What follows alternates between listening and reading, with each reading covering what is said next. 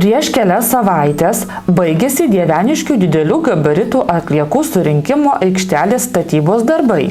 Todėl birželio 5 dieną perkirpta darbų pabaigą simbolizuojanti juostelė. Dėrybos dėl Dieveniškių aikštelės statybos prasidėjo prieš 5 metų. Šiandien matomas nuoseklaus Šalčininkų rajono savivaldybės ir UAB Vilniaus apskrities atliekų tvarkymo centro bendradarbiavimo rezultatas. Džiaugiamės, kad komunalinių atliekų tvarkymo infrastruktūra pas mus rajone plečiama, tobulinama ir tampa vis patogesnė ir geresnė mūsų gyventojams. Šalčininkų rajono savivaldybė išreiškė norą, kad šioje aikštelėje veiktų ir dalinimosi daiktais stotelė Dėkui.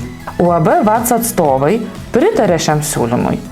Dabar pagal valstybinį planą, kiek turi būti aikštelė, tiek šalčininkai yra atlikę tą prievolę. Ir atliekas priiminėsime ir,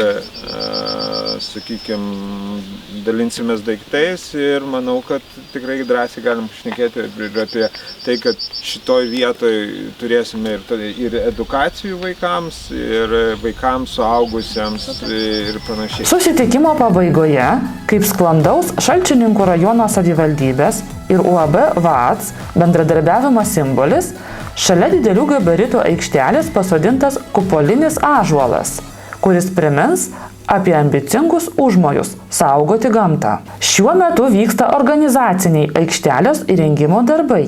Ji pradės veikti apytiksliai po mėnesio. Apie aikštelės darbo pradžią informuosime gyventojus.